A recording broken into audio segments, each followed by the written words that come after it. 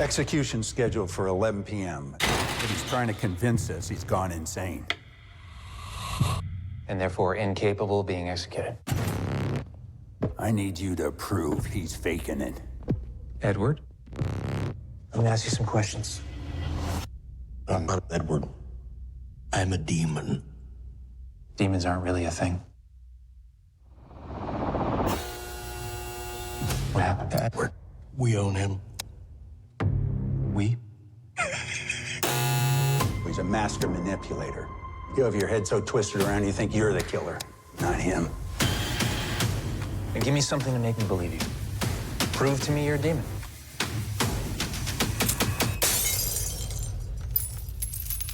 It's probably just a coincidence. I want to talk to The real Edward. Makes me do that. I can't stop him.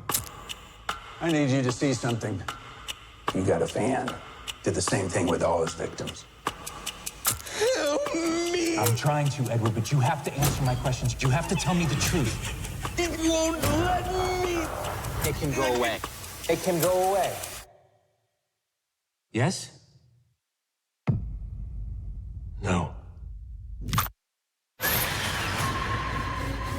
It's starting to happen. Can you feel it, James? Can you feel it? Hurry.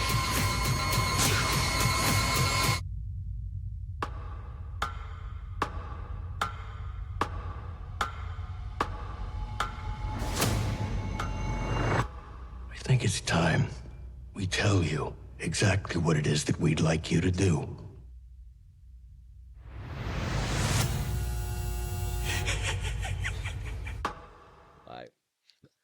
Yeah, good morning, Owasso. This is the Twins with Owasso Live, and this is the Morning Loop. Just a real quick advisor. If you're driving into Tulsa, it looks like there's some, I don't know if it's a bunch of glass or concrete or gravel, but there's something spread out on the road right in front of the Y or right just past the Y, right outside my window here. And people are driving off into the grass to avoid it. So whatever it is, it must not be good for tires because nobody's touching it. Like there's dust clouds popping up on 169 because people were driving into the grass to stay away from whatever is on the road. So if I'm going to venture a guess, Chad said it might be glass, and I'm thinking Chad might be right on that. I think maybe there was a car wreck out there this morning, and the glass is shattered out there on the road, and people are doing their darndest to avoid it. So if you have not left yet and you don't want to have to drive 169 right between 86 and 76th Street, maybe just drive up to 76th Street and get on there so you can avoid this thick layer of glass on the ground over here. So be advised. Anyway, that trailer you saw was for a movie called Nefarious. Surprised it's rated R. I mean, it's got some dark subject matter, but R seems a little harsh for me. Did you realize it was rated R? I did. I saw that it was rated R when we watched it on when we first watched it and pulled it up on whatever I don't know what site. Was it Amazon or whatever? Yeah. But it was a good movie though. It was definitely an interesting movie. So that trailer actually kind of makes it seem like it's something it's not, even though it's still, like, the trailer's really good, don't get me wrong. Yeah. The trailer makes the film look way more action-packed than it actually is because it's really not what the trailer portrays it as. It's actually just a psychological thriller. It's less of a horror and more of a psychological thriller. So the premise is psychiatrist comes in, or psychologist comes in to evaluate a man who's going to be put to death that day. And the reason he's doing it's because the guy who was working with him before commits suicide. So the psychiatrist who was evaluating him before him was going to commit suicide. And that psychiatrist basically said that he deemed him insane. So he could not ethically be put to death because he's legally mentally unwell. So this other guy's coming in to reevaluate and see if what that psychologist said is true and get it for himself. So, and the guy claims to be a demon. The killer is claiming to be a demon. Now, the difference, what makes it so interesting is, so you have it come from this well-read doctor comes in to try to evaluate this man and be like, okay, well, you're not a demon. You have schizophrenia. You're just a psych, a crazy person. Mm-hmm. But the guy is he's so sound. He turns the tables on the guy.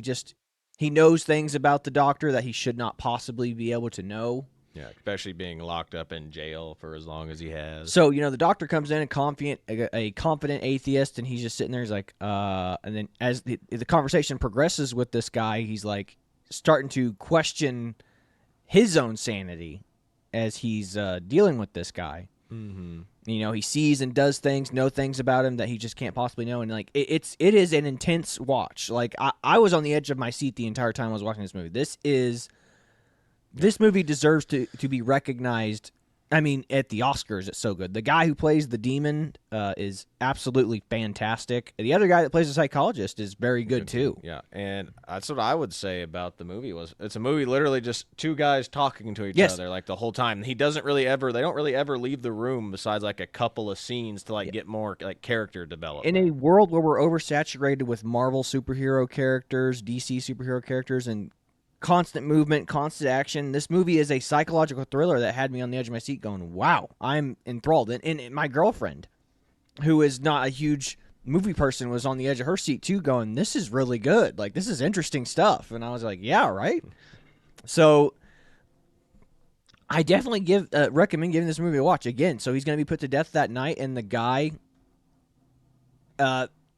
is trying to evaluate whether or not he is mentally sound.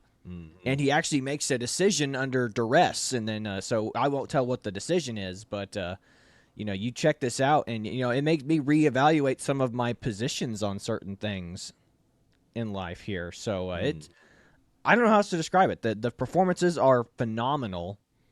The subject matter is biblical and done in a very scary kind of way. Yeah, kind of like like exposing the wrath of hell without directly exposing it, And it's also fun fact, it's set in Oklahoma. Yeah, it is. Yeah, it's set in this great state of Oklahoma. So it's good. I don't know what else to say about this film. If you have not seen this movie, you've not heard of this movie, go to Amazon. It is on Amazon right now. I don't know if you might have on to YouTube for free right now, but with commercials. Yes, you can watch it for free on YouTube with commercials. It is fantastic. So I highly recommend watching this film. I highly recommend because it will change your perspective on things if your heart's open to it. And even if you and again, this is actually a Christian studio that made this movie. Okay, so a Christian studio made a rated R movie. Now again, I think that R rating might be a little much. I think that it's actually should have a PG-13 rating, in my opinion. For a more mass appeal. But again, Christians, and I understand what the perspective of why they made it R, because if you are a believer and you're a Christian, this is really, really dark subject matter. But in a traditional Hollywood film, you could probably make this a PG movie in Hollywood. I mean, what do you think about that? Oh yeah, absolutely. Like Hollywood, I mean, I don't even remember like anything in there. Did they curse or anything? I don't remember much cursing at all. I was just so enthralled by the subject matter that I don't really recall. But yeah, like how they talks about human sacrifice. And that's all they talk about it. They mention things like abortion. They mention things like human sacrifice. They mention murder. They mention killing. But you don't see any of it. It's just them talking about it. Yeah. And I've got this scene pulled up if you want to play it, where he's talking about how evil's already won, because evil is at the end of times, if according to the Bible, evil inherits the earth, and only the good go to heaven, and it's just interesting topic. So you want me to go ahead and play this? Go ahead. You can. All right, give me 1 second. Transitioning. Play. Do you think I'm evil, James? Evil isn't a clinical diagnosis. Good and evil are societal constructs, effectively subjective value statements. Do you think my victims thought I was evil? Why is it so important that I think you're evil? Legionum mihi nomen est, quia multi sumus. Sorry, my Latin's a little rusty. My name is Legion, for we are many. See, James, it's not just about you or Edward, for that matter. It's about everyone. The entire human race. All of us against all of you. Well, if that's the case, your side's not doing too well. Do you really believe that, James? Yeah. We've never been freer. Literacy is at an all-time high. We're working to eliminate racism, intolerance, gender inequality. People can love who they want, be who they want, do what they want. Diversity is no longer a dream. Hate speech is no longer tolerated. And politically, we're reclaiming the moral high ground. James, I think I love you. Literacy, James. James, the average high school graduate reads at a 6th grade level. You have basketball players making $30 million a year decrying racism, all while wearing sneakers made from slave labor. Now, here's something for you. Right now, your world currently has 40 million slaves. More than the Romans had at the height of their empire. You want to know the best part, though? Half of those, half, are sex slaves, James. As for hate speech, well, you want to hear some irony? We didn't even come up with that one. You did it all by yourself. Sometimes you amaze even us. I fail to see the humor. Bottom line is you're done. It's over, that's it. And we did it all right to your face, James. And now there's evil everywhere. And no one even cares. Yeah, I don't agree. Proving that we achieved our goal. Slowly, with your movies, your TV, and your media. We desensitized you. Redirected your worldview to the point that you can't even recognize evil when it's right in front of your face. More to the point, James, you can't even feel it when you're doing it. And as for winners and losers, well. That gets decided at the time of death. The exact numbers are a closely guarded secret, but there are more of you ending up in my master's house than with the enemy. A lot more, Jimmy.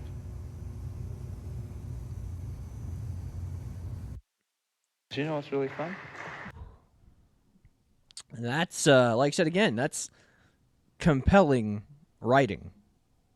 That's shot very well. I mean, I've seen this movie like 3 or 4 times now, and I'm still on the edge of my seat when I listen to them talk. Their performances are that magnetic. Yeah, it really is. I mean, this is only the second time that I've seen that scene, and I'm just like, I'm in on it. Now you could argue maybe that's because we're a little biased, and we are, Christian conservatives, yeah, exactly, and we believe that this stuff is real, but isn't that what most movies are for? Is to suspend, your reality or your belief, or to actually believe in something? I mean, that's what some of the best movies are, ones where you have to suspend your belief for a second to give you that sense of... Yeah. Said somebody's honking at what's going on out there. Yep. But anyway, but just suspend your suspense of belief for a little bit. And, dude, I mean, that was compelling. And, again, it was only set in that prison room, basically. Yeah, the whole movie takes place in that prison, except for, like, the very end. The very end takes place outside of the prison, but the rest of the movie is inside that prison cell, just those two chatting with each other. Mm-hmm. It is absolutely gripping writing, gripping storytelling. I mean, again, it's a give and take between these two characters, and all they're doing, one's trying to prove that he's insane or crazy or sane, and the other one's trying to convince him, I am the evil I claim to be. And what's interesting is, they think he's trying to be declared crazy so he cannot be put to death, and the demon is like, nope, the reason I brought you here is so that you will put me to death, so I can move on and get another host. So it is absolutely gripping. It's fantastic. I recommend watching everything. If you're a believer, you'll really like it. It's something you can show your church, I think. I recommend all people of faith watching, but I recommend people who aren't believers to watch this movie too. I recommend people who are just fans of good storytelling and good entertainment to watch. Now, I think the ending kind of is a little weak, but it ends in a traditional horror way. Yeah, it ends in a traditional horror story way, but I think the ending kind of lost me just a little bit. But not the very end, not like the last scene. The last scene did not lose me. It's kind of like after he gets out of the prison is kind of where I'm like, Mm-hmm. So, but either way, it's still a fantastic film. Absolutely. Fantastic film. I tell you right now, everyone should get out, go watch this movie, Nefarious. It is free on YouTube right now, or you can watch it on Amazon. So if you have Amazon or YouTube, which everyone should have YouTube. Everyone. Yeah. Which I would definitely more recommend just like renting it off of someplace that way you don't have to worry about the Commercial commercials, breaks, because yeah. it's gripping. It is like if it cuts to a commercial like mid conversation with them, you're gonna be like, no. Oh, that's what it was like when I was watching with my girlfriend. Like we were watching, I was like, "Are you kidding me right now? Every 2 minutes we're gonna show a commercial? This is some BS." Yeah, YouTube, too many commercials. It Yeah. just makes us hate. It makes us hate whatever product they're selling too. So don't advertise on YouTube on a movie. Yeah, holy cow. But yeah, highly recommend. I give this movie like 2 thumbs up. I mean, 5 stars, 5 out of 5. It's fantastic. I described this I as would one. say 4 out of 5 stars since you have a couple of gripes with it, but other than that, It's kind of like it's like 4.5. Like the original Mad Max is really, to me, is like a 3-star or a 2-star movie, right? Yeah, no, 100%. But the ending of Mad Max elevates it to a 5 because this is kind of one of those films that changes your perception of what a film can be. Like whenever you think of film, it's like show don't tell. It's all about action and stuff. It's like this was not about action. This was subtle things being revealed through dialogue to 2 characters. Like, and again, I say the ending of Mad Max changed my perspective of how films can be because, you sit there and you think of a traditional hero arc. Max handcuffs that guy to his car and it's on fire and he's like, "Oh, you're a policeman. You're just going to take me in," and he's like, "No," and just walks away. And like as the fire's getting closer to the gas tank, the guy just starts screaming, "You're mad! You're mad! Yeah. You're mad!" And you're just like, "Whoa!" That as a young guy, I was like, that changed my perception of what the hero's journey could be. It's like the character might not actually be a hero; he might be that was like my first intro to like what an anti-hero was. Mm-hmm. But it changes your perspective on stuff. And this movie is one of those films that like it's a standout for what it doesn't have to be, or it's a standout for what it is, but it's a standout for what it changed. It has changed the game of what good films can look like, as well as what good films can do on a budget. Like again, this is a Christian film put together by a small Christian production company, and it is high quality as heck. I mean, it is far more entertaining than anything Disney has put out in a long time. Yeah. In a long time. Which should show you don't need a huge budget and a huge, big name actors, because I didn't know any of the people in this movie. The most famous person is like I won't say who it is just to ruin it, but is the news commentator at the very end. Yeah. It's like, wow, he's in this movie. Yeah, absolutely. But yeah, I definitely recommend giving this movie a watch. You have to show it to friends, family, check it out, especially if you're a believer, but even if you're not, even if you're just a fan of good cinema and storytelling, watch it for the storytelling. If you are a up-and-coming writer who's not a believer, you can watch it and be like, wow, this is gripping dialogue. This is, again, what is what is the whole world that we exist in right now? It is a struggle against good and evil all around us. If you're like what the doctor was saying, evil's not a clinical diagnosis. We still see evil in the world. We still see disasters in the world, and it's a constant struggle between humanity and the forces of good and evil. And that's what this film is. It's a revelation to the doctor of that. Yeah, no, evil exists, and we're laughing at you. And it's like, well, I wish you could have pulled up the scene of the part where he goes, I didn't like he goes, we've been at war for since before you were born, and he's like, and I'm probably butchering the line, but he's like, I'm not going to butcher the final line, but he goes, we've been at war since before you were born. He's like, well, that's strange. I didn't know we were at war. And he goes, that's why you're losing.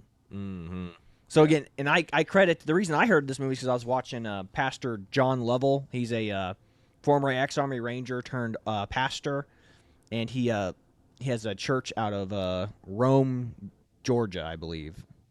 Yeah, I think it's Rome, Georgia. And he was listening to one of his sermons, and he talked about that exact line I just quoted, and that's what made me want to watch this film. I was like, it's like I didn't realize we were at war, and it's like that's why you're losing. It's like holy cow, it's like again, there's a spiritual war being raged around us, and that's why we're losing because we don't know we're at war with anything. What was the movie line from Usual Suspects. Yes, It yes. said, what was the greatest trick the devil ever pulled? Convincing the world that he never existed. Yeah, wow. That again, fantastic line right there. I mean, you can't. That's fantastic writing. Whoever wrote that line of dialogue, perfect. Was the greatest trick the devil ever pulled? Convincing the world he never existed. We're not fighting against the forces of evil. Evil never existed. Yep.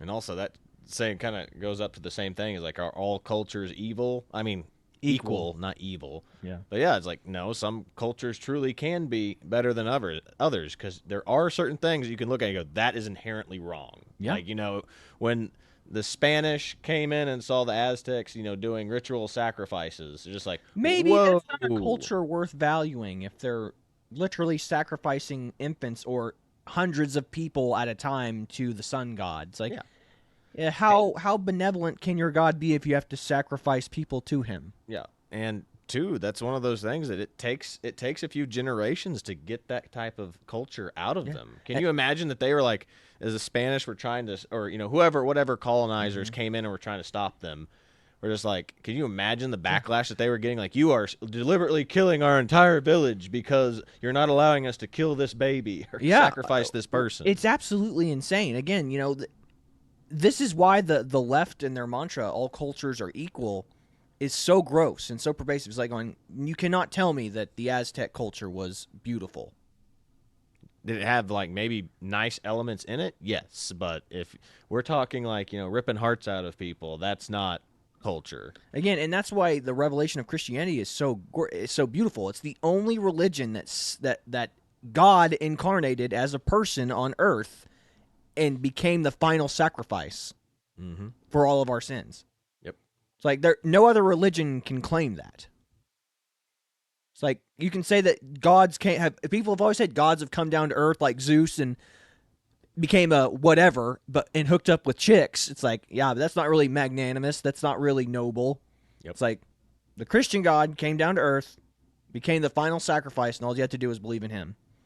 So anyway, well, I know we're kind of going off the movie review now, but that's an important message. Well, and the most important message. One in the other world. tag along on that. It's the same thing what's going on now with the conflict between Israel and all the neighboring Islamic countries. Is like, it's going to take a few generations to undo the brainwashing that they've been doing to their children that we showed you in the videos before, where they have school plays where they kill Israelis like on a regular basis. Yeah, Jews, it's true. They'll kill any Jew. It doesn't matter if it's Israeli or not. But yeah, it's like that's going to take a while to get undone. I mean, there's a reason why I think that the first generation of immigrants struggle coming in because they don't speak the language. And they don't feel and they part don't feel of the part. culture. And then two, their kids don't because they exist in this weird cross zone where they love their parents, but they don't fit in with the the native born. Then like by the third and fourth generation is probably about the time that they'll finally be like, okay, I kind of fit in. This is normal. Yeah, or they become the ungrateful generation. Exactly. But I would argue that's probably the second generation, because the first one's usually just happy that they're away from whatever they're escaping. Second one has a lot of resentment because they're like, what am I? Am I this or am I this? I'm very confused. And then 3 and 4, they're like, this is normal way of life for me. Yep. But anyway.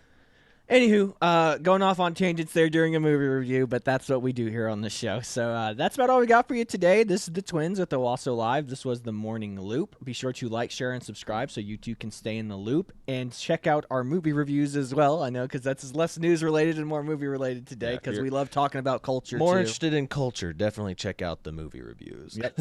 But we'll see you later. God bless ya. See you later, everybody.